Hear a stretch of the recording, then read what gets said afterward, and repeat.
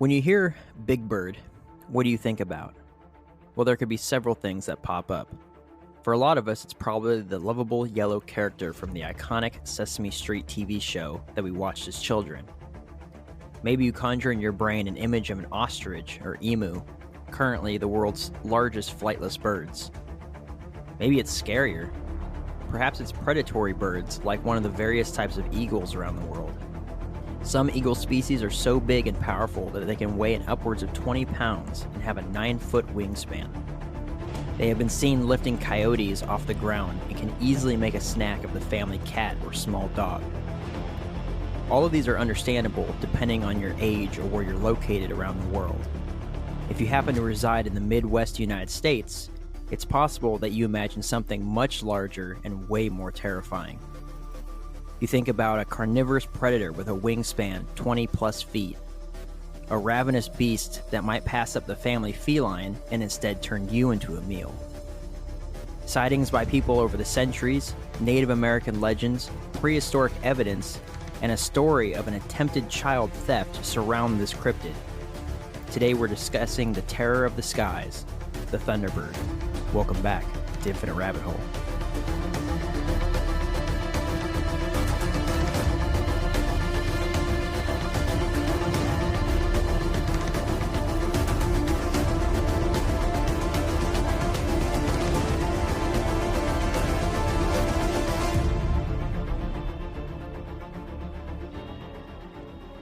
That was good, my friend. Yeah, it was literally the exact same layout as Caddy. That was better than Caddy. Well, good. That was very good. Well, this one's more scary, so get people all like, all that stuff. But I'm all like, right now. Yep. Yeah. Welcome back to Infinite Rabbit Hole, guys. I'm Jake, and I'll be doing the subject for tonight, and we are talking about the Thunderbird. But before we get into that, I'm joined by Jeremy and Island Boy Hefe. As it says here on the screen, new guy Jeff. How are you boys doing tonight? Doing good. Doing pretty good, man. Here on the island, chilling. What part of Jamaica? The part right by the beach, boy. Jesus. That is from Half Baked. That was Dave Chappelle's part. All right, That was a perfect. Whatchamacallit? You did a good job. So, what are you guys? What are your initial thoughts on the Thunderbird? Like, do you know a lot about it? A little bit about it? I know what I know. I can't say that I know a lot, but I probably know more than the average Joe. I have my opinions. I'm looking at pictures on DuckDuckGo image search right now, and that's about as much as I know. Not Google? Absolutely not. Alrighty. So I have this thing broken down into pretty much the same format as Caddy. We're going to talk about the description, the native lore, then sightings, and then animals that this could be. I hope that people that listen to Caddy like that kind of breakdown of it. That's just how I choose to go about it. And, I think that we're going to have some pretty good discussion on this. And I don't know. Maybe we'll decide on if it's real or not. I'm also reserving my my opinion to the end, but there's certainly quite a bit of evidence, and I can't wait to jump into it. So if you two are ready, we'll get right in. Ready. Yeah, I'm doing good. All right, so the description. So a lot of sightings, whole bunch of sightings over a couple centuries. But pretty much if you were to get an average of all the different sightings, you'd have something like this. And it's that the colors are ranging anywhere from black to brown and gray, depending on if they're older, or they could just be gray in general. And generally they're seen with a white feathery fluff around the base of their necks, much like a vulture. Their wingspan is anywhere from 9 to 70 feet wide. They have large black eyes. Sometimes the beaks are reported to be hooked, and sometimes they're not. They have short, strong legs, and they're essentially most circumstances, they would be seen as like a massive eagle, even though sometimes they kind of have that vulture-like appearance. So when we get into the native lore side of this sort of thing, there is pretty much every single native tribe that existed in the Midwest had legends for the Thunderbird. Not exclusively the Midwest. You know, there was ones in California and Washington and in areas of the southern Canada area and then going into the East Coast. But there's literally like every single Native American tribe in the Midwest had a description of the Thunderbird, stories for the Thunderbird. So they were known in legends surrounding these Native Americans, and they were described as gigantic, colorful birds, which had been observed in some stories catching whales off the coast and carrying them off to their nests, as well as sometimes the occasional person.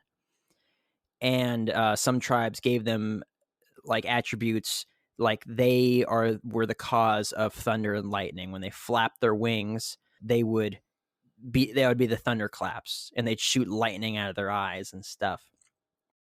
And then other tribes would say that honestly they were really nothing more than just an ordinary, though gigantic animal. Whatever the circumstances, they're widely discussed. And also, if you've ever seen a depiction of a totem pole, oftentimes the Thunderbird is used as a top cap for those totem poles. So that big bird at the top, that's a Thunderbird. And I'm going to butcher these names. I'm going to do my best. But certainly there's going to be a couple names I'm going to butcher. But I want to give you an example of the amount of Native American tribes that I'm talking about. So there's the Salishan in the Pacific Northwest and Canadian Southwest, the Algonquin, which consists of the Ojibwa, Potawatomi, Micmac, Malachite, Ossipee, and Blackfoot in the Midwest and the East Coast U.S., and then also southern and eastern Canada, the Wakashan in western British Columbia, the Alaskan Inuit, they also had their own legends and lore about these things. The Penutian in the western United States, the Cherokee in Oklahoma, the Ho-Chunk in the Midwest, Navajo in Arizona, and the Uto-Aztecan tribes, which is the Paiute, the Shoshone, Serrano, Tataviam, and Tongva in the southern states and South America. So that's just to name a few. Like there was just tons of tribes that had their own legends and lore, which I really like. Legends and lore when it comes to the reality of an animal existing, and my research going into it, it really helps if the people that lived here prior to us living here had stories about it. I know that obviously a lot of cultures around the world, they have their own versions of mythology, and that is something. And sometimes that mythology is based in actual events.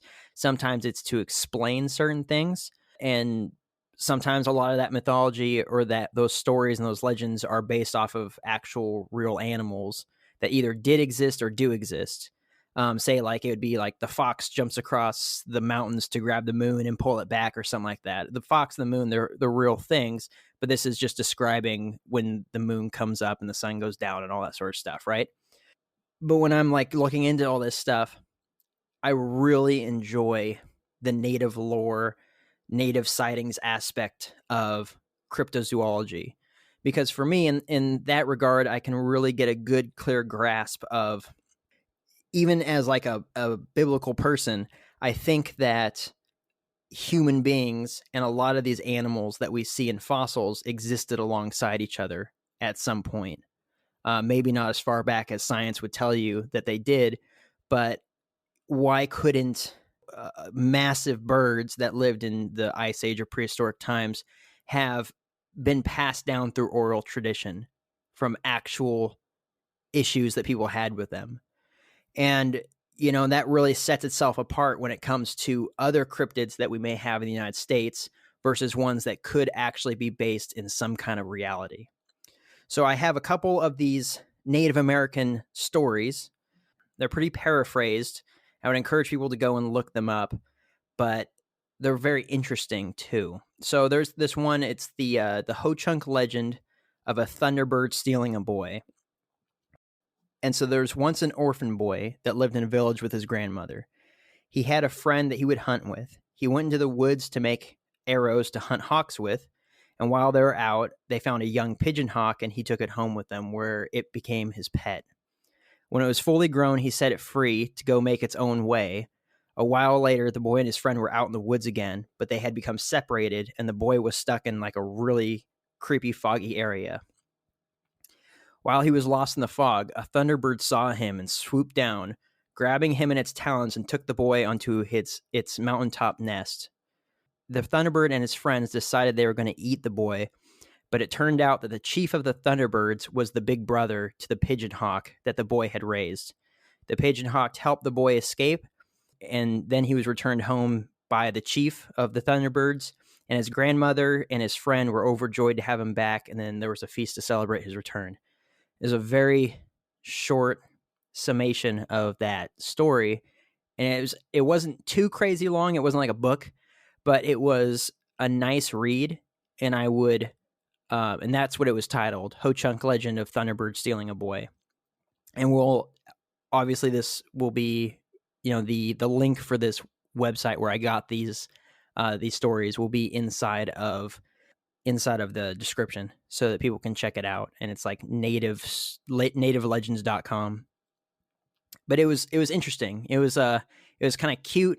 It was the animals were given a humanistic quality to them, and it was an actually really well done legend or story that I don't know how long it was passed down or when it was come up with, I guess, and what the extent of it being an oral story was, or if it was like written down somewhere. I don't have that sort of information, but I did like it as just a story in general. So the Shawnee also had stories of the Thunderbirds. They said that the storms were caused by the birds fighting with evil spirits like the great horned serpent and others. And when they blinked their eyes, they caused lightning to flash, and that the Thunderbirds guarded the entrance to heaven. The Sioux people said that they were noble creatures and protected humans from the, I had this when I wrote this down, Unktahila, which were dangerous reptile monsters that attacked people. And if you look up that in Google, it looks a lot like a human version of a reptile, like a lizard person. So I figured that Jeff would love that. What's that called? Can you type that in the chat here so I can... Yeah, I got you. Thank you. Yep. Where was that said to be from? That was the Sioux people. The Sioux, so that's North Dakota? I believe so. Dakota area. Oh yeah, straight reptilian, dude. Right? And I have it. I had it in parentheses right here. I said, "Jeff is gonna love this." That's awesome, right? So I was like, "Well, that's very, very fitting."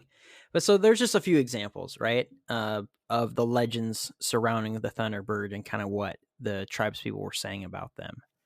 What do you guys think when it comes to oral traditions of pretty much the first people that existed in this area and what they may say about these sorts of things? I personally tend to think that those types of oral stories of all kinds of different things, I think there's some truth to them. I don't think that, people going back hundreds or even thousands of years would just make up things out of nothing. Now, I'm not saying that all the stories are 100% true, because there's a lot of like crazy shit in some of those stories, but I think that they come up with these fables and these stories because there's some truth somewhere to it. So, I mean, could be, man. I find that when you're taking into consideration the native stories, that if the range of the story is widespread, like such of those as Bigfoot and Thunderbird, you have to take more consideration into the creature itself. Mm-hmm. Now, a lot of things, like Jeff was saying, the Native Americans have these stories that are obviously built in fable, right? They're not real.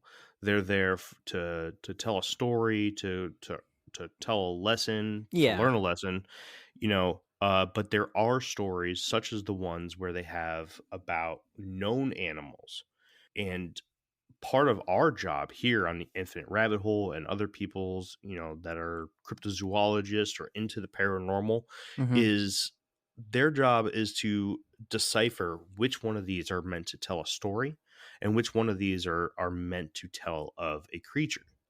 So when you have something like this, you first look to see where the range is. The range checks out with the Thunderbird, right? The Thunderbird is talked about it's not even just in North America. There are stories of creatures flying through the skies throughout the entire world. Mm-hmm. Some places call them dragons, some places refer to them as I believe they're called chantras, which was, I want to say, a Middle Eastern creature. Forgive me if I'm incorrect. I don't have the note that in front of me. I'm going off the top of my head with that. But the moral of the story is that these things were talked about for a very long time, even outside of the United States, but especially since we're talking about the Thunderbird, and that's kind of our homeboy here. Mm-hmm. You're talking about all over North America, Mexico, Yeah. United States, Canada, everywhere. There are legends of gigantic flying birds. And when you have that kind of spread, and then you have reports, modern reports, when I say modern, I mean the last 100 or so years Mm-hmm. of this creature flying through the air. And now you have two coincidences, right? You have a bunch of crazy people that are seeing these gigantic flying birds, and then you have a bunch of natives that are also talking about it all over the continent. Well, maybe it's not that crazy. Right. Maybe this is something that we need to look into. So that's where I take native lore, or that's how I take native lore. I take it with a grain of salt until everything aligns perfectly, as it does here with the Thunderbird. Yeah, I mean, I agree with all of those points.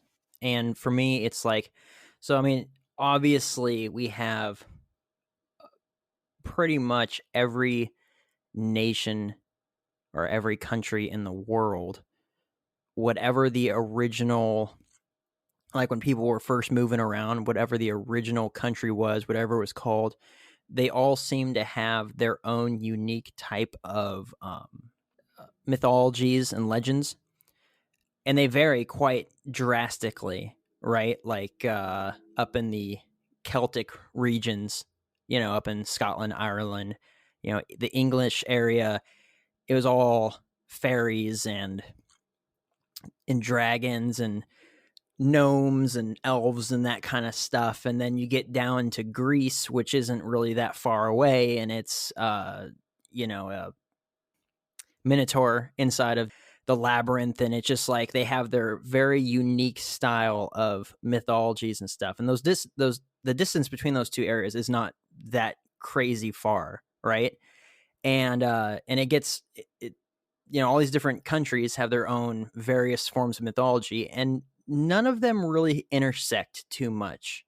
Like maybe there's a couple coincidences where they're just like, okay, it seems like that could be this, but we're talking about like currently, three totally separate nations whose people in the before these were their own countries had this same sort of story, giving names. I looked it up. Like I couldn't have pronounced really any of those names from all these different tribes that they had, and so instead I wrote down the tribes themselves.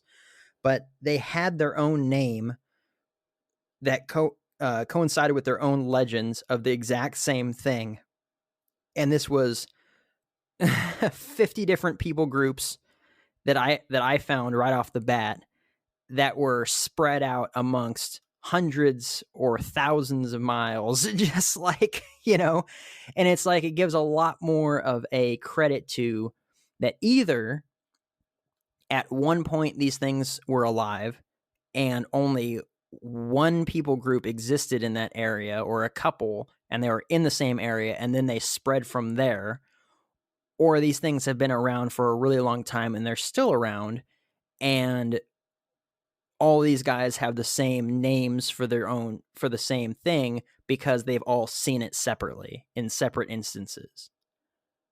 But either way, for me, right off the bat, it leads to there has to be some kind of truth to this. Either they were and now they're not, or they were and they still are. Neither of those two things lead to me of, it's just a story. It's just a legend. It's just a way to explain things. So yeah, I agree with what you're saying on all points. Well, if you guys are ready, we will get into the sightings and incidents. Let's do it, man. Okay. Let's go. So the way I have this thing broken down is it's all going to be in year groups. So a year group, and then I have the sightings inside that year, because there was a lot of sightings. So I pretty much just compiled about 15 of them, and I separated them by their year groups. And then I have where they're at and, what the month and day was, if it was provided. So just to get this thing started, Thunderbird sightings have been reported for hundreds of years. Of course, that's what we just went over. The Native Americans had plenty of stories for these creatures, but with such a large amount of sightings over the centuries, and some of them rather high profile, it's hard to chalk them up to all just stories. So in 1879, Glacier National Park, Montana, 4 giant birds were seen on Chief Mountain by a native woman named Mary and her white husband. In 1897, Blackfoot Indian Reserve, southern portion, a large bird was seen soaring through the sky by a native man named Big Crow and his wife. In 1948, April 4th, Alton, Illinois, Colonel Walter F. Siegmund claimed to see a giant bird and had mistaken it for an airplane. He said, quote, "At first I thought there was something wrong with my eyesight, but it was definitely a bird and not a glider or jet plane. But from movements of the object and its size, I figured it could only be a bird of tremendous size," end quote. And several witnesses around the same time and area reported seeing this huge plane-sized bird. In 1975, 2 police deputies in Harlingen, Texas, saw a massive bird with a 10-foot wingspan glide over their police car. In 1976, 2 teen girls, Tracy Lawson and Jackie Davies, in Harlingen, I hope I'm pronouncing that right, Harlingen, Texas, were playing, and they said they saw a 5-foot-tall bird staring at them in their yard. Their parents investigated the next day and found 3-toed prints outside that measured 8 inches across. Same year, Brownsville, Texas, a man named Alverco Guajardo reported having something slam into his trailer on the night of January 6th. He went out to see what it was and found himself face to face with a massive bird that he described as, quote, "a bird, but like it was from another planet," end quote. Raymondville, Texas, January 14th, Armando Grimaldo was sitting outside enjoying a cigarette when he heard the sound of flapping wings. Suddenly, he was attacked by a massive bird that scratched him up and tore his clothes, and he was taken to Willacy County Hospital while in a state of shock. Brownsville and Poteen, Texas, January 18th, a massive bird was spotted both by 2 girls at a watering hole and 2 soldiers at a ranch in 2 separate different areas. So there's 2 different birds. In 1977, this is the famous one. This is the one that everyone really knows about. 1977, July 25th, the famous Lawndale, Illinois incident. 2 large birds were reported to have attacked a 10-year-old boy named Marlon Lowe while he was playing outside. It was 8:10 p.m., and his mother, Ruth, was inside cleaning up in the kitchen after dinner as he was playing in the backyard. As Marlin played, 2 giant birds swooped out of the sky and started chasing him and pecking his shoulders. His mother was alerted to the commotion after she heard his screams from inside. She ran outside, witnessing the attack, and went to her child's aid. As she approached, one of the birds grabbed Marlin by his shirt and lifted the almost 60-pound boy approximately 2 feet off the ground and proceeded to carry him 35 feet, while his mother ferociously attacked the bird until it dropped her son. The defeated birds then flew away, and the Lows rushed to the police station to report the incident. Ruth's description of the birds in the police statement said, quote, "It had a white ring around its foot-long neck. The rest of its body was very black. The bird's bill was 6 inches in length and hooked at the end. The claws on its feet were arranged with 3 in front and 1 in the back. Each wing, less the body, was 4 feet at the very least. The entire length of the bird's body, from beak to tail feather, was approximately 4.5 feet." End quote. They were laughed out of the police station and ridiculed by their neighbors. Marlin was then known as Bird Boy by his classmates, and people would often throw dead pigeons at their house. Can we talk about the Lawndale incident real quick? Yeah, we can talk about it. Sorry, I was talking and I didn't realize I was on mute. Oh man. I was trying. So here's the thing, right? How old was Marlin Lowe? 10. Okay, so you have to go by the average weight of a 10-year-old male human, right? 40 to 90 pounds. So we'll just go with the middle here, 70 pounds. Okay. Now, have you ever done a look? Because what's best described there is a vulture. Okay. They have the white ring around their neck. This is like the stereotypical vulture. Black, white ring, huge. How much can a vulture carry? Do you know? Not very much. Not that much. But we do have a bird that's known to carry a lot, right? Mm-hmm. Let's talk about the bald eagle. Because this is probably the most common raptor. You're right. Flying, hunting bird that most people know of, right? Mm-hmm. You know how much it can carry? No. So it's said that they can carry up to about 20 and sometimes, if needed, 30 pounds. So even the biggest bald eagles, which weigh between 8 to 12 pounds. So you have to take that into consideration too, right? Yeah. And they can't carry that kind of weight for very long. Now, you said that this creature was struggling, right? And I don't want to jump too far forward on you, but the Lawndale incident is the incident. Like that is, like you were saying, this is the one that everyone knows. This is the holy grail, if you will, of modern Thunderbird sightings. And if you're not familiar with zoology or ancient zoology, prehistorical zoology, there was a gigantic version of the turkey vulture. Man, you're jumping like 10 sections. Am I jumping? Yeah, you're okay. You're bad. All right. Well, but no, I'll stop I agree with you. But no, there's this one. See, this one made me think because in the heat of the moment, a lot of your brain could tell you a lot of things are going on that aren't really going on. Like the bird picking him up and carrying him. It's quite possible that in the middle of trying to fight this bird off, that I don't have any reason to doubt that, because, geez, I used to have these giant crows that lived behind my house. They were massive. They'd dive bomb my dogs when they're outside trying to take a dump. They would just start going after them like crazy. Eventually, one day, they just moved on, right? But birds can be aggressive for whatever reason, whether it's food or, maybe a nest is nearby. They can be aggressive. They can attack people. They can attack pets. It's quite possible that, sure, 2 big birds that look like vultures or had that white ring around their neck attacked Marlin. Is it possible that those birds that at most can carry half of his weight, if it's a giant bald eagle, picked him up and carried him. Not really.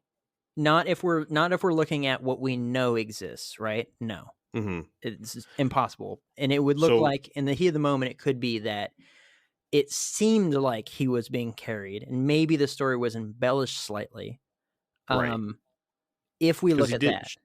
they did say that he only came off the ground about 2 feet, but he was dragged for 30 feet or something along those lines, right? Right. So real quick, I want to fix my false statement. So I went to the very first page of Google. Yeah, the worst, right? Yeah, it's bad. And Jeff will tell you. that 20 to 30 pounds was really wrong. I just found 4 sources in a row that actually put their carrying and lifting power at only 3 to 4 pounds for a bald eagle. Whoa, so yeah, definitely incorrect. Definitely incorrect. But yeah, so let's just say that something was able to take a 70-pound young boy and carry it 2 feet off the ground. Well, you'd have to for look at 30 the feet. extra. You couldn't look at what we already know to exist right now. You'd have to look at extra sources. Absolutely not. That's why this is such a Absolutely good not. story for the Thunderbird, because it's easy to, and like you were saying, and we'll get into it later, there were animals that existed in the United States that would have absolutely had the ability to do this. Yes, there was a couple of them. Yeah, but right now, if it's a police officer you're talking to and your boy was just picked up, and the only things they have to go off of is the natural right now of bald eagles or vultures, based on the description, and maybe how quickly you saw it, or if you actually saw that, it would make no sense, especially Right. if you were in an area where it's known for having bald eagles or vultures. Right. Well, Yeah. I'll go ahead and hold my tongue until then. Yeah, so this incident in itself does give weight to the legend of the Thunderbird, and our listeners will get to hear more about that later, and we could really break this thing down with new information. Jeff, you got anything? Nope, I'm tracking. Okay. Imagine every time I ask Jeff or whatever, he's like mic muted, eating a bag of chips and stuff, and he just quickly licks off his fingers. No, I'm good. I'm listening. Yeah. I'm eating chocolate right now. Oh, okay. Yep. See, I know what's up. I gotta clear out all that Christmas candy. Well, I still got the chance. Oh yeah, that's fair. So I do have a little portion here about the Native Americans in Illinois, and it's called the Native Cahokia tribe, and they had legends of the Thunderbird as well, in really the same area that this took place. But their version of the Thunderbird was very different. And actually, they used to have really old painting on the side of a cliff. And it was actually discovered first, like a person outside the tribe. It was discovered first by a Jesuit missionary named Jack Marquette. He was traveling through the area with his group, and he journaled about it, saying, "We came upon one of 2 painted monsters, which at first made us afraid, and upon which the boldest savages dare not long rest their eyes. They are as large as a calf, have horns on their heads like those of a deer, a horrible look, red eyes, a beard like a tiger's, a face somewhat like a man's, a body covered in scales, and so long a tail that it winds around the body, passing above the head and going back between the legs, ending in a fish's tail. And though it appeared to be some kind of this is end quote, though it appeared to be some kind of reptile bird hybrid, it was a terrifying image and would most certainly have been a warning to those passing through the area if there was a flying monster in the area. The original painting has long been destroyed by weather, or vandalism, or both, but it was redrawn near the original spot. But if you Google that Native Cahokia tribe Thunderbird, like, it's a crazy mythological monster that they drew on the side of this cliff. But if I'm thinking about it the way that all of these tribes had a Thunderbird story. It could have been possible that that may have been just a warning sign of like a monster lives here, and obviously a lot of the details were fancifully drawn and described. But it would have been a tremendous warning if you had just happened to be passing through that area. Maybe, because we don't really have any reference or any context to go off of, maybe that was some kind of a, hey, when you see this beast drawn on the side of this cliff, you know that you're in the territory of, whatever we call the Thunderbird. But anyway, I thought that it was interesting that that painting on that cliff face was pretty much in the same area as the Lawndale incident. That is interesting. I'll hold my tongue still. Unless you're going to talk about a beast that just looks exactly like that. Alrighty, moving on. In 2002, now we're getting into like the more recent type stuff. This was October. Togiak and Manokotak,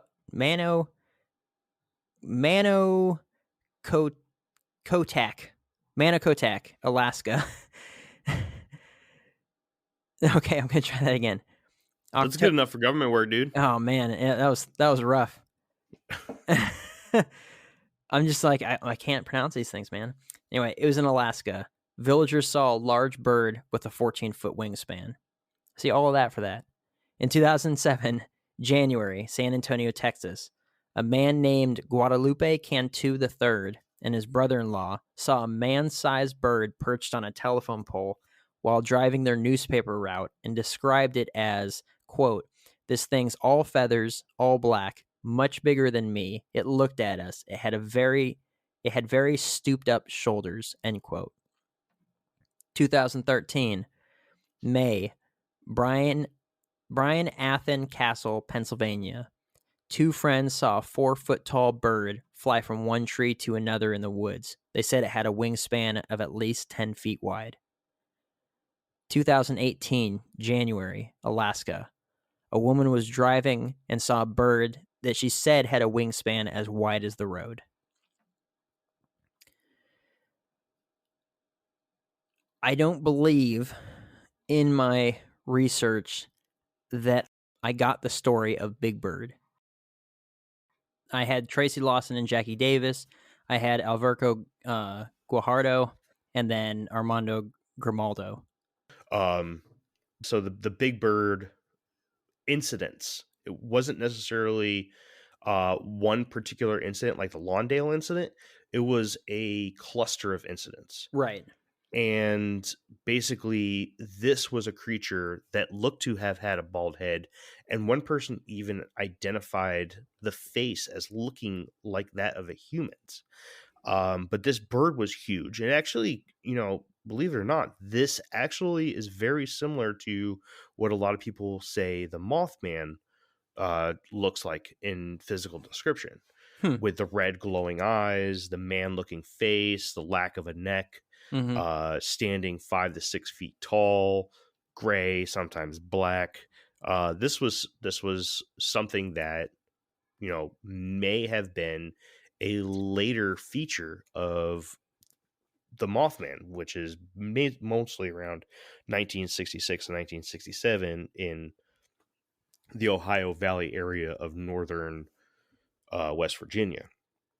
So yeah, the big bird was a name given to a flying creature, and also around that area there have been reports of flying reptiles, such as what people are calling pterosaurs.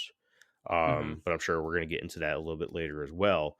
But yeah, the Big Bird incident is probably the second most famous Thunderbird incident in America, but you got to realize it's not just one incident. It is a cluster of them. Right. So I do have one more. This one was actually incredibly cool. I don't think that this is a Thunderbird. Honestly, I don't I'm not certain if this is even real, but if it is, I don't think it's a Thunderbird at all, and instead seems, at least it doesn't match many of the Thunderbird sightings. If you do a Google search, or I'm sure a DuckDuckGo search, Jeff, for Thunderbird, you will find a number of different people and their sightings. A couple of the things that people sometimes mention is bat-like wings and no feathers and that sort of stuff. And honestly, it seems like they are describing some kind of a pterodactyl. And honestly, that would definitely be a great episode for another time. So you kind of have to filter through. The Thunderbird can be a number of different things. There could be a flying pterodactyl out there. Why not? There could be a Thunderbird out there. Why not? A giant flying raptor. But you have to distinguish the two. But this article is pretty cool, and I think it describes more of a dinosaur. But this is from 1890. This is an article from 1826, or April 26, 1890. And this is from a local newspaper in Tombstone, Arizona, called the Tombstone Epitaph. And they published this story about a flying creature that was found in the desert. And I found a clipping of the original paper. And it will be in our links for the description. So you guys can pull that thing up and you can blow it up and zoom in. And you can even read a person's ad from 1890 about embalming. Like it's, it's crazy. It's a crazy piece of history. Like I'm shocked that there was a picture of it. I thought that I was going to get a quote, but I end up copying the entire thing and I'm going to read it out. But of course, please go up in there and look at the article itself, because it is very cool. And I do like the way that they wrote it out. It's very eloquently put. And this is titled, "A Strange Winged Monster Discovered and Killed in the Huachuca Desert." Hey everybody, bear with us while we take this quick break. Quote, "A winged monster resembling a huge alligator with an extremely elongated tail and an immense pair of wings was found in the desert between Whetstone and Huachuca Mountains last Sunday by two ranchers who were returning home from the Huachucas. The creature was evidently greatly exhausted by a long flight, and when discovered was able to fly but a short distance at a time. After the first shock of wild amazement that passed the two men, who were on horseback and armed with Winchester rifles, regained sufficient courage to pursue the monster, and after an exciting chase of several miles, succeeded in getting near enough to open fire with their rifles and wounding it. The creature then turned on the men, but owing to its exhausted condition, they were able to keep out of its way, and after a few well-directed shots, the monster partly rolled over and remained motionless. The men cautiously approached, their horses snorting in terror, and found that the creature was dead. They then proceeded to make an examination and found it measured about 92 feet in length, and the greatest diameter was about 50 inches. The monster had only 2 feet, these being situated a short distance in front of where the wings were joined to the body. The head, near as they could judge, was about 8 feet long, the jaws being thickly set with strong, sharp teeth. Its eyes were as large as a dinner plate and protruded about halfway from the head. They had some difficulty measuring the wings as they were partly folded under the body, but finally got one straightened out sufficiently to get a measurement of 78 feet, making the total length from tip to tip about 160 feet. The wings were composed of thick and nearly transparent membrane and were devoid of feathers or hair, as was the entire body. The skin of the body was comparatively smooth and easily penetrated by a bullet. The men cut off a small portion of the tip of one wing and took it home with them.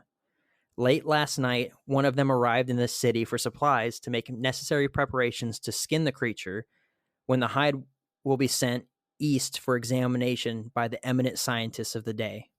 The finder returned early this morning, accompanied by several prominent men who will endeavor to bring the strange creature to the city before it's mutilated. Now, as you can see, I don't think this is describing a giant eagle or a giant vulture. It definitely sounds like they're describing some sort of a flying reptile. But this is, there's two sides to the coin for the Thunderbird, right? Mm-hmm. A lot of people will throw the word out Thunderbird for anything in the sky, be it reptilian or avian, right? Mm-hmm. This, where did you say this was from? This is cool. This is Tombstone, Arizona. Damn, this was the Huachucan Desert, and it's spelled Hauchuca. It's pronounced Huachuca. There is something down there. They're like something gliders, I think, down in that area that this sounds like it could be. But let's talk about this for a minute, because I know you want to move on, but this is interesting. For sure. You know what this sounds like to me? This sounds like one of two things. This sounds like a Quetzal. I know, right? It does. It really does. That's the first thing I thought about. Yeah. This for anybody who's I don't think that the full name is Quetzalcoatl. I know what you're talking about, Jeff, and that's like Latin American lore, it's right? Quetzal Coatless. Quetzalcoatlus. Quetzalcoatlus. Quetzalcoatlus or something. Yeah. It's a 40-foot wingspan. Yeah, these giant pterosaurs, right? Think of a pterodactyl, but much, much bigger. The biggest thing ever to fly. And scientists now will look at fossils of the Quetzal and look at it and scratch their heads as to how this thing could even fly. So there's actually a lot of arguments going on right now, or not necessarily right now, but there has been a lot of arguments of whether or not the Quetzal could even fly, or if it was a landlocked flying creature, or landlocked creature with wings, kind of like a penguin, but big and reptilian, right? Like a pterodactyl, right? Another thing that this kind of reminds me of, if you take away the size, because I'm not exactly how big it was, but another cryptid out in the eastern portion of the United States in Maryland, the snallygaster. I know some people who know of the snallygaster will hear this and be like, dude, you're off your rocker. This is not a snallygaster. Just think of like the minute details that Jake just put out, and some of this lines up very similar to what people are, or what people did describe as the snallygaster. Now, the snallygaster was more of like a dragon type creature. And real quick, while we're on the topic of dragons, I'm looking in my book again. This is from Chasing American Monsters by Jason Offowit in Arizona. When did you say this was? 1890. Okay, so that's actually exactly what's right here in this book. They actually have this listed as a possible dragon. Was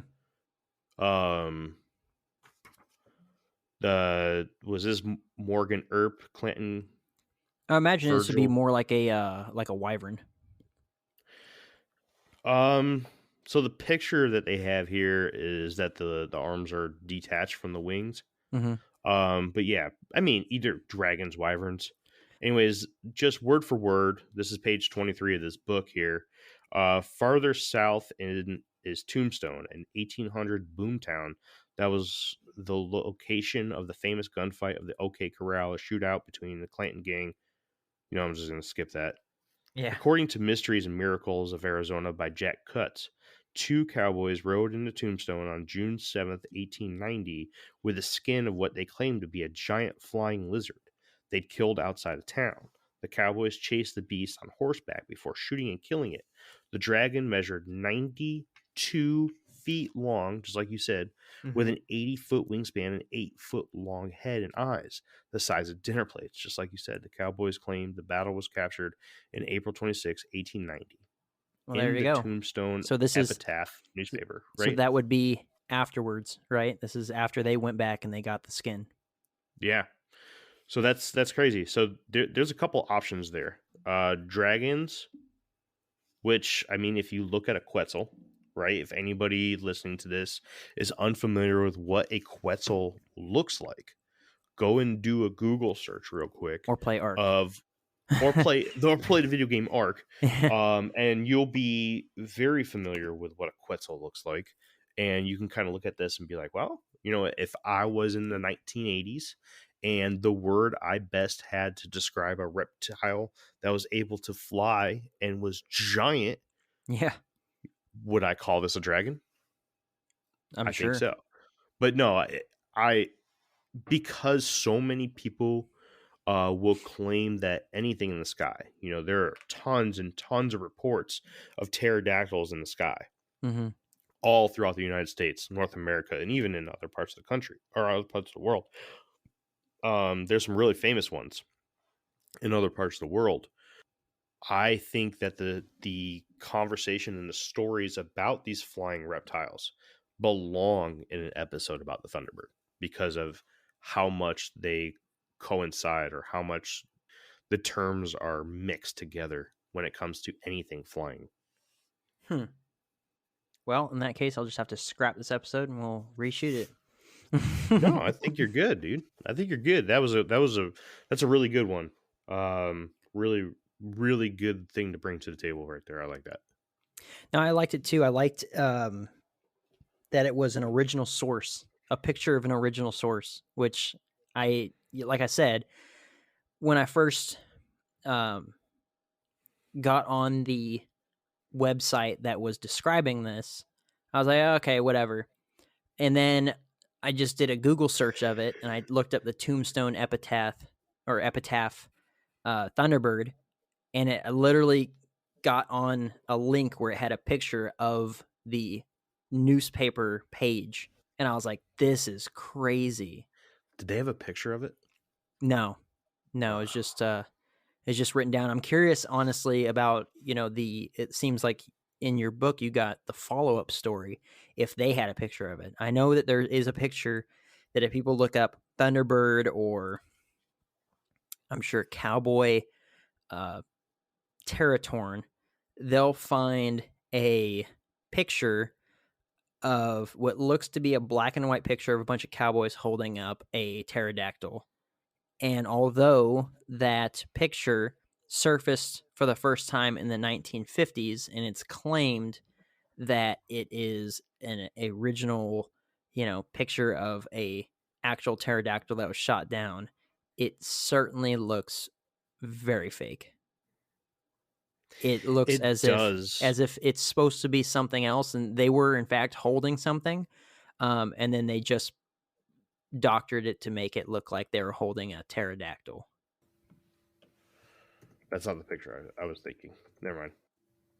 But yeah, it was a really cool find. Like, it was, I'm interested in all that sort of old stuff.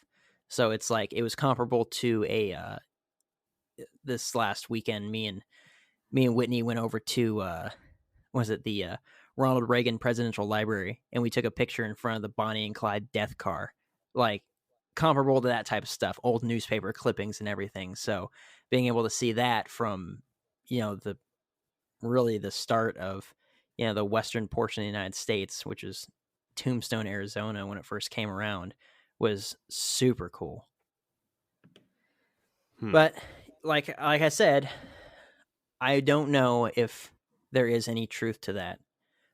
The article that I was reading was talking about, let's be honest, Tombstone was at that point dying as a city, that the mine that was really popular right there had flooded and it had been cut off. And if they were doing something to, say, bring people into the area, a story like this would certainly do it. but there was none of that. There wasn't any follow-up like that. There wasn't like it was today where scientists rush into the area to go and investigate, and then the tourism booms up the economy. It just didn't happen. So I don't know. I don't know if that lends anything to it being, some sort of truth to this, that, hey, we're not reporting something to just try to draw people over to this area. We're reporting it because it just happened, or these people just claim that this happened to them. And then a follow-up story where they bring, the massive tanned hide back or whatever. So I don't know. It's worth looking into for sure. And certainly, I just did my own little quick Google search, image search of the Quetzal, because I'm familiar with the one from Ark, to just to be honest with you. So I'm looking at size comparison pictures, and they have this thing standing damn near, or if not just slightly shorter than a fully grown giraffe when it's walking around on all fours, which is, I'm talking about the Quetzal, by the way, if anybody's curious what I'm talking about. And that would have a wingspan close to what the men were. I mean, 92 inches or 96 inches. That is from head to toe. That's a lot of bird, man. That's a lot of bird. Yeah, 96 feet or 92 feet. Yeah. Yeah. Cool. Yeah. I like it. Well, and keep in mind too, is that what we know about the Quetzal, the only thing we know about the Quetzal or Quetzals is pulled from archaeological digs or paleontologist digs, whatever, finding their dinosaur bones. It's the only thing that we have to go off of. So if these things could get way bigger than that, we have no idea if the biggest one we've ever found was as tall as a giraffe. Yeah. So honestly, all of that is up in the air. Like, we can tell you today that the average, elephant gets to be this big because we have enough elephants to say this is their adult size. But everything we know about dinosaurs comes from bones. So as far as their mass, and we can make really dang good guesses. And as far as their size, we can make really dang good guesses. And maybe, hey, we keep finding ones that are this size, then it's probably likely that that was their adult size. Right. But if we've only found a few of them, and at least the tallest one that we have is the height of a giraffe with a wingspan of, however many feet, what's to say that wasn't a juvenile? And that's just all that we've found, right? Right. So it's like, it's really kind of a toss-up right there. Could the size of a Quetzal gotten to a point where it was, from the front of its beak to its butt was 92 feet and its wingspan was 180 feet? Sure. Why not? How do we know that it couldn't have kept growing from there, or its lifespan couldn't have been 100 years or something crazy? Especially if they were flightless. I think that if they were flightless, that this whole argument for the Quetzal becomes much more likable, because they even, like you said, they did say that this thing looked like it was tired, right? So maybe these things flew very short distances, like a chicken. Yeah. Yeah. Or turkey. Yeah. Or another bird that also flies very short distances. Penguins, yeah, I've seen them, but very short distances. If you almost throw them, as if they don't fly at all. It's crazy. All right, man. Go ahead. Keep going. Alrighty. So now we're into a gooder topic, one that Jeremy will appreciate, and this is prehistoric animals. Yeah, gooder. So, what could this creature be? And we're looking into prehistoric animals. Obviously, they're known as thunderbirds. But what animals do we know of that exist or existed that fit the bill? Well, there are several current living large predatory birds that fit a lot of the descriptions, and also there's several extinct species as well. In the living animals category, we have the African crowned eagles or Andean condors, And maybe if those had escaped from zoos, they would be responsible for several of the sightings. The African crowned eagle has brown head feathers, a 4-foot-tall white and black body with thick legs and very sharp talons. They can weigh up to 10.5 pounds and have a 6-foot wingspan. Aldean condors are 4 feet tall and weigh up to 33 pounds and can have a wingspan of 12 feet in some individuals. These are more like the descriptions of thunderbirds, as males have a white collar around their necks and black feathers, and they also have bald heads. They are believed to be the largest flying birds in the world. Only about 100 Andean condors live wild throughout the world, with nearly 6,700 in captivity. These birds make their nests on cliffs and have been observed nesting as high as 5,000 meters or 16,000 feet. The Californian condor, believed to be the largest flying bird in North America, has a wingspan of 9 feet. Although these birds are black and lack a white collar, it's possible that if the Illinois Thunderbird incident is true, being that Ruth had mentioned a white collar, then either it would have been 2 escaped Aldean condors or a new species between the two. It's doubtful that if it was a condor, that would have been able to lift a child that was twice its weight, and maybe that was added as fluff to the story. So those are the 2 that it could be, the ones that we know exist. I do like the idea of the Aldean condors escaping from zoos, because we have a lot of dang zoos around the United States. And one thing that they really like is birds, because birds are easy to keep. They don't eat a lot. They don't need a tremendous amount of space. Like the bird cages and stuff, you can fit a lot of different types of birds in there. And all those giant or colorful birds from around the world make really good attractions. Elephants are cool too, but elephants need a heck of a lot of space. They need a heck of a lot of food. So every time I go into a zoo, I oftentimes see way more bird or reptile exhibits than I do large animals, unless they have like a safari park type thing. But I have seen Aldean condors in most of the zoos that I visited. And if a couple of these escaped and they hung out together and then attacked a kid, it would make sense to me, honestly. Well, we'll talk about it. And that wraps that up. All right, now let's get into the one that Jeremy's waiting on, and this is the extinct birds and flying reptiles that are good candidates for the Thunderbird. Yeah, do that. Pteratornis, which is Greek for monster bird, is a name given to an extinct family of giant birds that died out during the Ice Age. There are 4 different birds that are considered teratorns, and we'll look at 3 of them. There's Pteratornis merriami. It had a wingspan of 14 feet, and its cousin, Aeolornis credibilis, had a wingspan of 18 feet. These predators are theorized to have looked just like a larger version of today's vultures. Though most of the skeletal structures of these long-dead winged monsters have been found in the La Brea tar pits in California, the bones have been found across the United States. There's one other, though, and if it's still living, it'd be honestly terrifying, and that is the Argentavis magnificens. This bird stood 5 feet tall and had a wingspan of 20 to 26 feet and a weight of about 160 pounds. It was the largest flying bird by weight to have ever existed that we know of. Although it probably preferred to scavenge food, that doesn't mean that it could not have made a snack of an unsuspecting early human.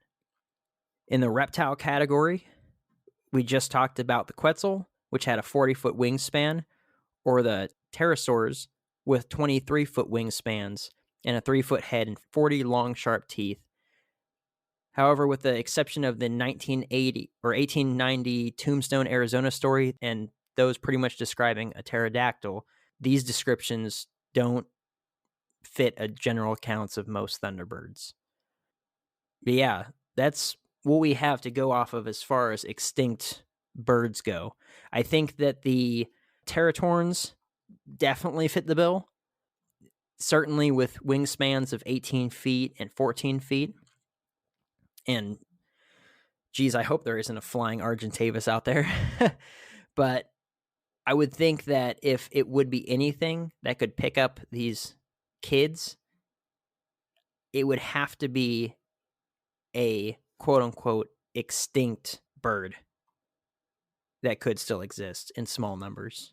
Well, let's get No Talk Jeff's opinion in here real quick. Sorry, I don't know anything about this, so I'm just kind of listening. But this is so far outside of his wheelhouse. Yeah, it's so far out. But I like to live on the fringe, and I like to think that there's possibilities of some extinct prehistoric giant bird type creature that still exists out there. I mean, I don't see why it couldn't be the case. There's just so much empty land out there, and dense forests and mountains and all that shit. So, I'm like just kind of perusing through random images of giant birds and extinct birds and things like that. And I'm like, dude, man, let's go find one. That's all I can think. Like, let's be the guys who find one of these things. Not. What? Why is the government hiding these from us? Well, why do they hide anything from us, man? Don't get me started. Don't get me fired up. Also, dinosaurs aren't real, just to go back a little bit. Well, I said flying reptiles, not dinosaurs. So nothing we've talked about so far has been a dinosaur. They've all been flying reptiles. Well, you were talking flying about reptiles not real. You were talking about the I mean, bones. look, it's in the La Brea tar pits, and that's like 50 minutes south of me. I can go and check out the La Brea tar pits and look at the museum and be like, yep, right, there's bones, even though most of them are plaster casts anyway. But yeah. Yep. In case people didn't know this, the dinosaur bones you see in the museums, very rarely, unless it's a very popular dinosaur or prehistoric animal that they have a tremendous amount of bones for, very rarely are those actually bones. Those are plaster casts of the bones. They're painted to look like the bones, and the bones are somewhere in a lab getting studied. Like, those are just a representation of them. They aren't actually there. I was going to say they don't actually exist. Now I'm not going to feed into Jeff's shenanigans. All right. So I sent you guys a picture.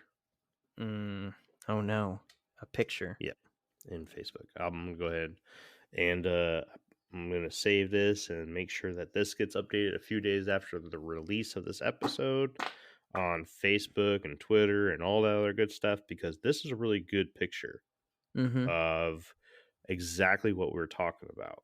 The Quetzal, the Argentavis. That's a big bird. That's a giant, huge bird, dude. And a big old dragonfly, too.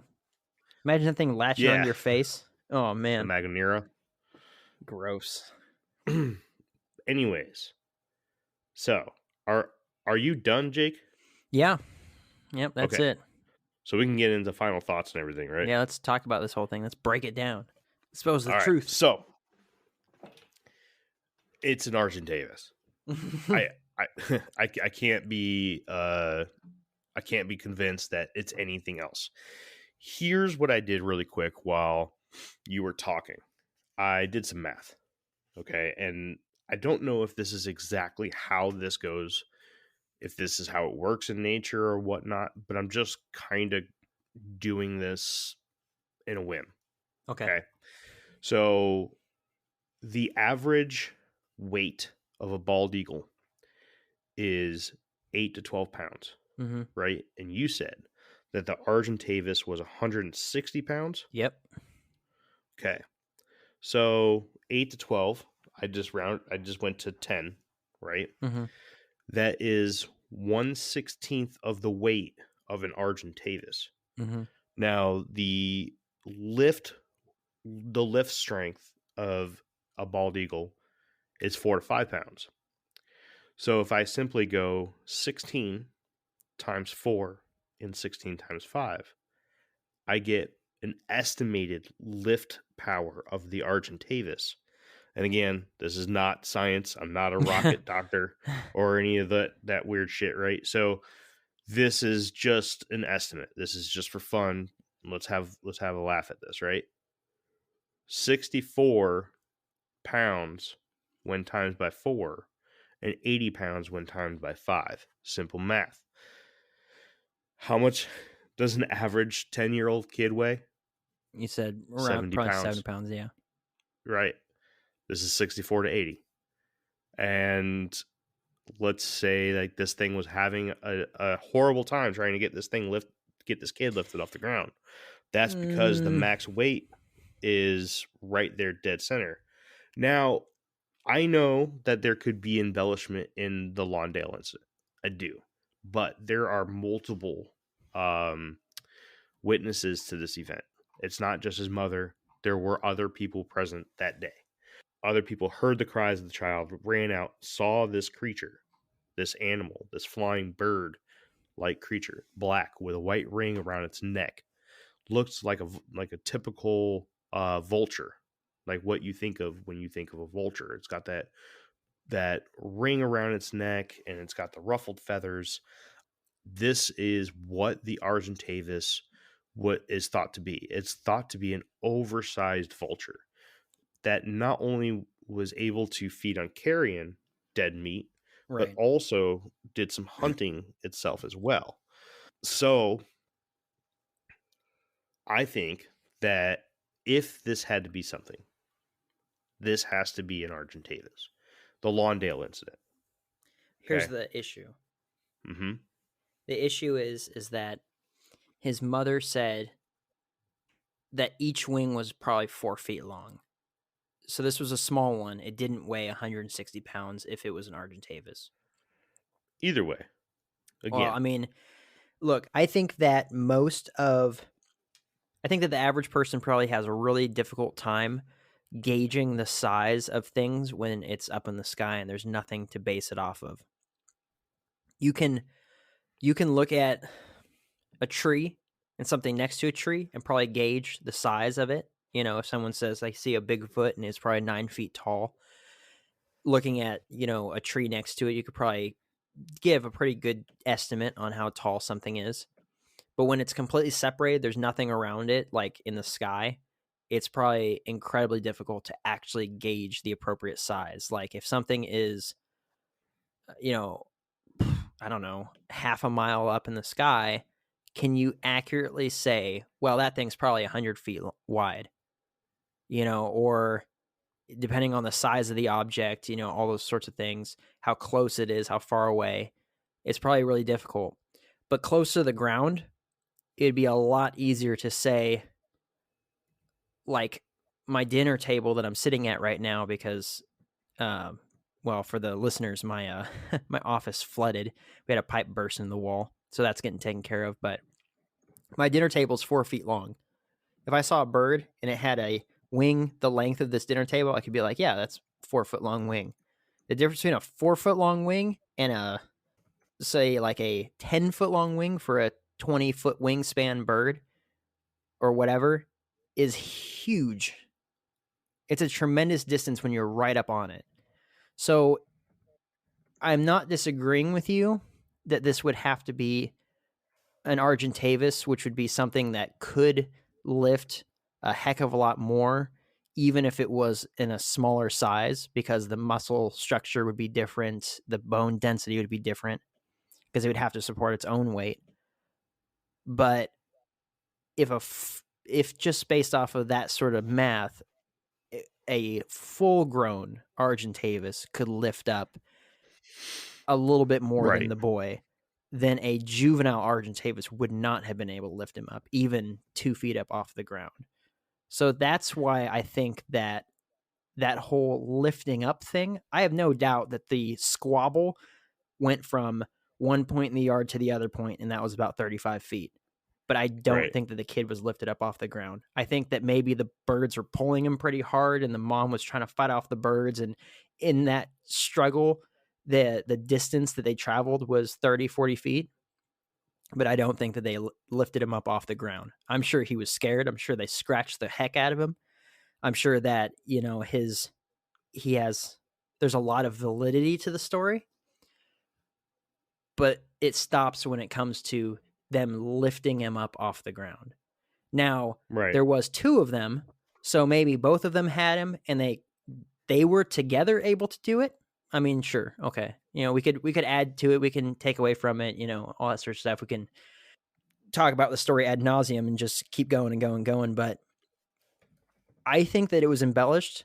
But at the same time, I still think that it happened, and I still think that given the evidence that I researched and what we have today versus what used to exist or may still exist, that if this was anything, especially all the various sightings, most of them, like the lady that said that she saw the bird fly over the road and the wingspan was as wide as the road.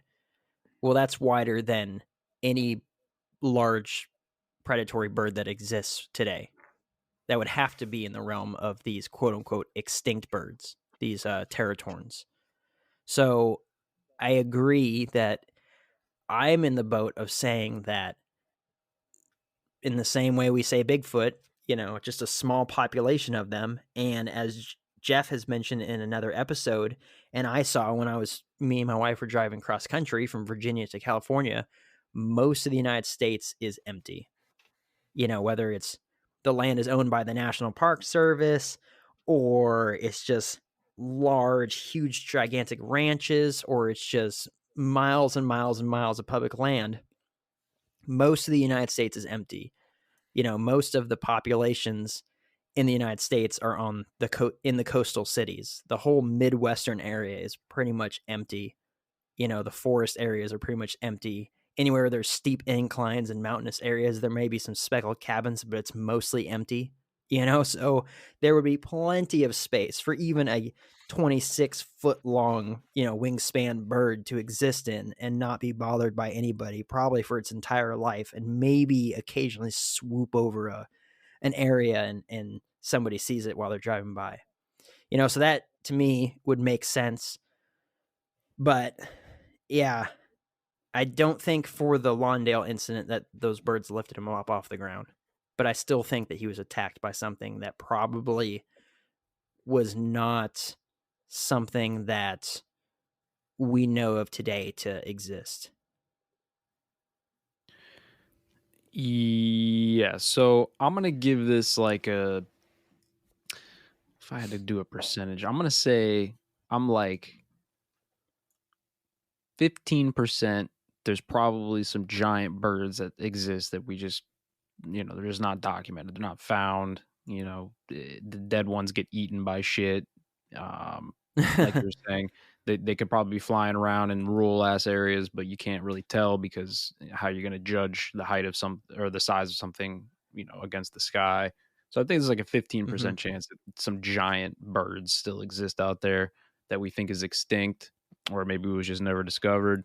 The rest of it, I'm just going to chalk up to probably just stories, like myths or some kind of lore that's just carried on, because if there's all these ancient stories, Native American stories, all these things, and then of course you got these people who come over here and they get the stories from these people, and then they probably embellish them and make their own stories. So I think it's mostly probably that, but there's still a chance that there's some giant creature out there, I think.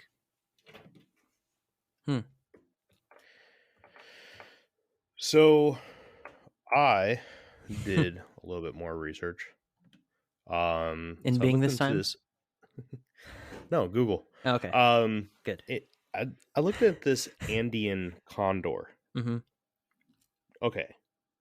I'm gonna have to reverse and say that if she was saying that each wing was roughly 4 feet long, the Andean condor has a 10-foot wingspan. Yeah, maybe this could have been something that escaped from a zoo. I'm on board with that. I think that, you know what? I want to start something new with these cryptid episodes. Okay? Mm-hmm. I want to have fun with this. I have a point scale that I drew up the other day. And I want you guys, I'll start first, right? Mm-hmm. I'll go first. I have a point scale from 1 to 5 where we're going to rank cryptids at the end of cryptid episodes. 1 being no, does not exist. 2 is leaning no. 3 is it's really tough to say. 4 is it did exist. And 5, it exists now. This creature exists and you can find it now. Or not necessarily you can find it, but it exists to this day. This is a creature. Bigfoot. Okay, this is Bigfoot. All right. I'm going to go with a 4. I think that the Thunderbird did exist. I don't think that due to all the open space in the United States that there could be a breeding population of gigantic birds in the United States. I think the only places that it could be, possibly, is very cavernous areas, such as the Southwest, the Rockies, and possibly along the Appalachians. That would be pretty much it. If there were any extremely giant birds, because this, I mean, people see the smallest of objects in the sky all the time. They see, obviously, people claim to see UFOs in the air all the time that are the size of pinheads from, extremely far up into the sky. A bird doesn't fly that high. And even a bird flying at its maximum altitude still looks like a bird to us. So if there's these massive birds flying around, somebody's going to see them. And yes, I know we do get reports. I know that that's what people are reporting is these massive giant birds. But a breeding population of them would be seen more. Because this isn't like Bigfoot. This isn't a primate. This isn't something that knows that it has to stay away from humans. This is a predatory animal that has to go out and find its food and eat, probably daily. I'm not a biologist, so I don't know. This is something that you would see a lot more. People would be reporting it. You'd have pictures of this. This would be part of the normal zoological list of known creatures. This is something that would easily be identified. Even the most rarest birds in the world, we have records of. We have them in zoos. We have people who literally live their lives to track these animals and study them. Think of, one being the shoebill crane, right? Right. Extremely endangered animal. Ugly as all hell. Yeah. But and they're big. They're I don't know if they're flightless or not. They look like they're flightless. But we have people that are studying, we have them in captivity. Even them, with the population that we know that exists, are having problems keeping the population numbers up, right? This is why these animals are considered endangered. The shoebill crane looks like a prehistoric animal. It does look like a prehistoric animal. It's horribly ugly. I think it's cool looking. And these things look like the Guardians of the Nightmare Realm, honestly, but like I think they're hideous. I'm actually Googling it right now because these look like the small versions of the massive like emus and ostriches that roamed the earth at one point and like ate people and stuff. Right. And, I'm not even 100% sure that the shoebill is even that endangered. I know that they have problems with their populations. That I do know. Well, the Aldean condor, 6,700 in captivity and probably 100 in the world naturally. That is incredibly rare. The reason why there's so many in the zoos is because they have to be in the zoos or else they die out. Right. And they can have successful breeding programs in the zoos and whatnot. So obviously we know that the Argentavis existed. This is a bird that's big enough to where it could have flapped its wings and made the sound of thunder when it flew overhead. That's where the name the Thunderbird came from, right? Is that when a giant bird such as the Thunderbird flew overhead of the early settlers and natives and made the sound of thunder, which they thought brought thunder and storms. This is something that we know existed. The Argentavis did exist. Is it still alive? I don't think so. Are there giant birds, like big birds that people are confusing because, like you said, people are really bad at looking at something in the sky and knowing how big it is? Yeah, I think that's mostly what we're seeing. Now, what really does open my eyes, and this might be a shocker, is that people see pteranodons. I think that is absolutely wild. They're not so common in the United States, although people do claim to see them. And there was a picture. I can't find it. I already tried to look for it.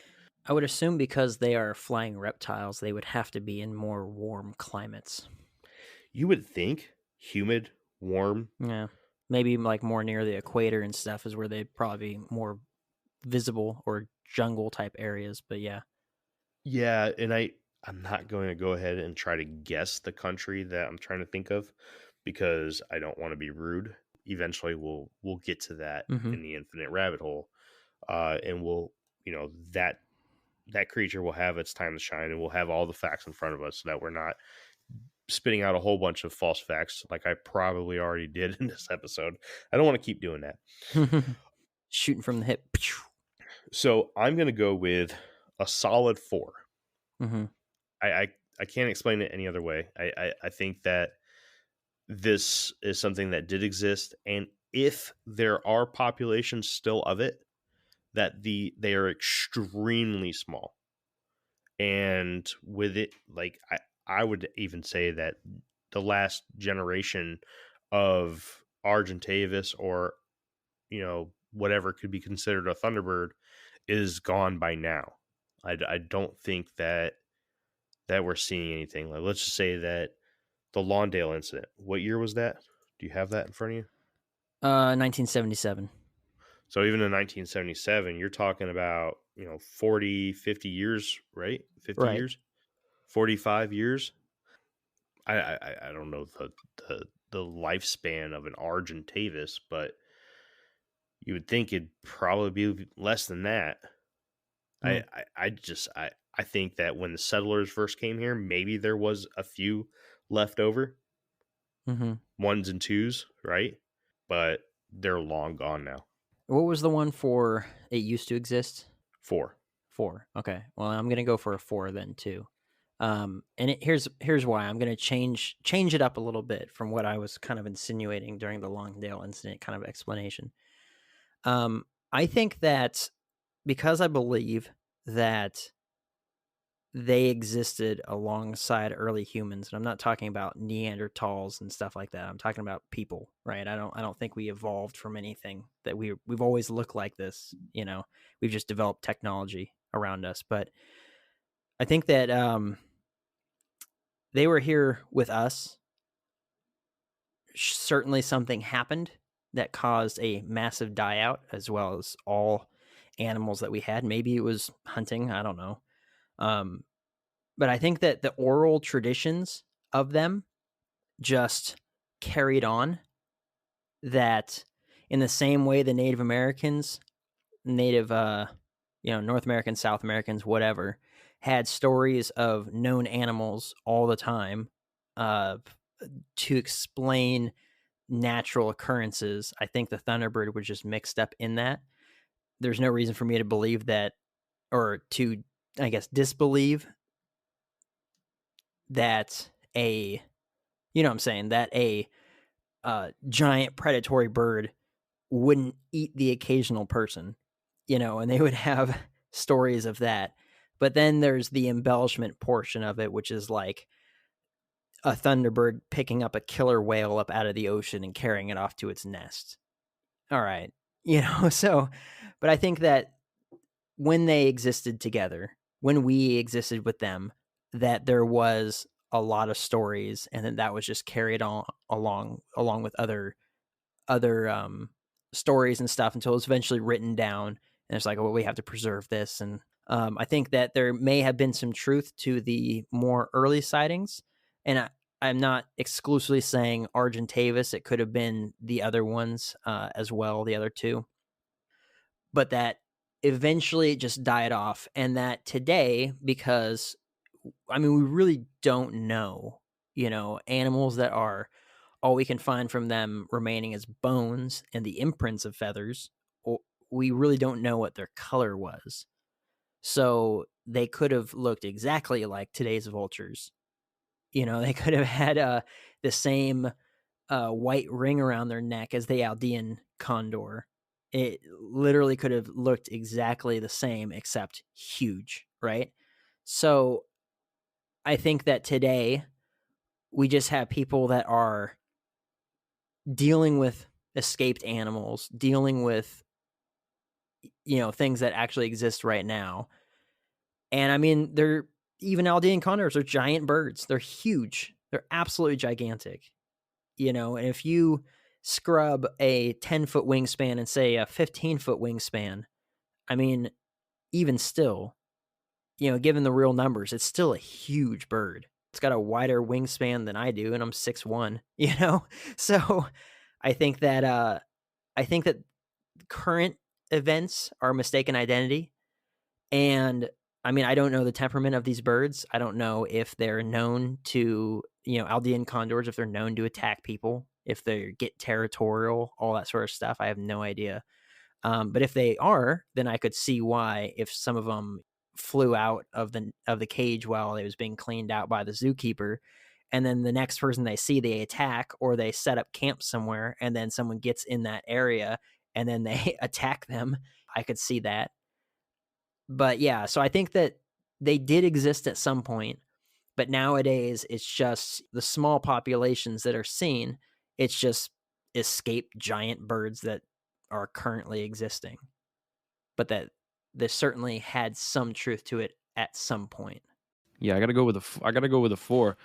Unfortunately, I don't have like a super in-depth reason for that. I guess this, like you said earlier, this is totally out of my wheelhouse. So I apologize to all the listeners for me not chiming in too much. It's definitely interesting. I just don't know shit about big birds, man. Birds aren't real. Birds aren't real. Birds aren't real. That's true. Boy, that's a big camera. They were massive drones. Yeah. That's funny. Like I said before, I think that there's a small chance that there is something out there, but I'm more leaning into like maybe it's just an old extinct creature that there's just stories and fables of, and that's it, man. That's all I really got, to be honest with you. All I'm right. basically useless on this topic. You got Jeff. I apologize. Thank you, New Jeff. Sorry, man. All right. Don't worry. Next week, I'm pretty sure he's going to have a lot to say. Yeah, I got you guys in the future. This one is, like I said, this is just it's interesting. It's just nothing I've ever looked into, so I got nothing. All right, let's read this outro real quick. So then, what do you think? Are these accounts, stories, and legends based off of mistaken identity? Are they just fanciful stories conjured up in the imagination to provoke fear, entertainment, or a heartfelt message? Or is there some disturbing truth to all of this? Maybe a small group of monster birds in pockets of uninhabited wilderness survived a mass die-off of all gigantic creatures that once roamed this hostile planet. This is one for you to decide for yourself as a listener. You should hit us up. If you think that we're wrong, if you think that we're stupid, you can hit us up on all of our social medias. You can email us and tell us why, and come on and explain it. We'd love to hear your opinions. Yeah. What'd you guys think? I love cryptids. So anytime we get to talk about a cryptid, always down, always happy to do so. I wish that I had some time to put in some effort into, bringing a little bit more to the table for this episode as well. Jake, you did a great job. I'm very impressed with the research that you did. But I don't know if anybody can hear it in my voice. I'm waiting on my COVID test right now. And yeah. You're going to give your computer a virus. I'm going to give it to everybody. I've been down, hard down for a couple days now. So I wasn't well prepared. We had already put this episode off, shoot, almost a week now, right? Mm-hmm. And enough was enough. We just have to get it done. And, forgive me for doing a lot of the research during the episode today. Usually I'm a little bit better than that. So I just want to apologize to anybody who was like, why is he doing research in the middle of the episode when he, bitches and complains about that stuff all the time? Well, it's because you're a loser. He's a That's why. hypocrite. Because I'm a loser. Can't be counted on for anything. For nothing. So fucking government shills, man. I love the topic of the Thunderbird. Don't let my answer at the end of the episode fool you. This is something that I'm very interested in, and just because I believe that they no longer exist doesn't mean that they don't. Mm-hmm. Okay, this is just we don't know nothing. We're just talking. No, we don't. We're armchair investigators. That's right. Someone's gonna come at us again about the national parks and national forests. They'd be like, you don't know anything. I've seen the Thunderbird. I've had tea time with a Thunderbird. And be like, okay, well, I have not. Yeah, if you guys don't know, we every once in a while we'll get one of those emails from somebody who listened to the show, and they're like, "Oh, you guys don't know shit." Like, okay, I love those emails. They're fun. I think they're fun, but at the same time, I wish people would understand. Like, we're people sitting down talking about cool subjects, giving our opinions on it. Mm-hmm. If you want to give your opinion on a topic, come on to the show. It's always open. Yeah. We have never said no to somebody. So sorry I didn't put too much into it. Jake carried this entire episode. Thank you, Jake. Mm-hmm. And not to mention, I've also been putting any effort that I can conjure up into the season finale, which is going to be a very, very huge episode. Huge. So I'm going to go ahead and hit the mute button and let Jake talk us out of this episode. Sorry, I'm still having trouble catching my breath. And I'm all right. We're all here for you, bud. Here. Yeah. Thanks. And yeah, Jeremy made me do this episode tonight. I didn't want to do this episode. I don't know if people can tell. I'm actually crazy tired. I haven't been sleeping very well these last couple days. A lot of stuff going on in Jake's household. A lot of craziness. But in any case, I hope that you guys enjoyed the episode. I hope that, I left you guys with some sort of new information. I don't know how many of our listeners, you guys will have to let us know how many of you guys know a lot about the subjects we're already talking about. If you're learning anything, we can see it from the reviews. Sometimes people will hit us up and say, yeah, I actually learn stuff. I'm entertained, all those sorts of things. Just keep those things coming. We love it. But we're doing this for you guys, even though life happens on our end too. We still want to create good, entertaining content for you guys that maybe you'll learn something. Maybe you'll leave scratching your heads. Maybe you'll get a new appreciation of the world around us and, the animals that exist in it. And, or not, maybe they're prehistoric and they're all dead. I don't know. Or they don't exist, Jeff. But yeah, this has been another episode of The Infinite Rabbit Hole. Thank you so much for joining us. And we will see you next time as we dive into, can I say it, Jeremy? Yeah. All right. As we dive into Indrid Cold, our very cool, very exciting season finale. We can't wait to see you there. But for now, that's all. We'll see you at the next path in the Infinite Rabbit Hole. Bye. Bye. There it is. Thank you.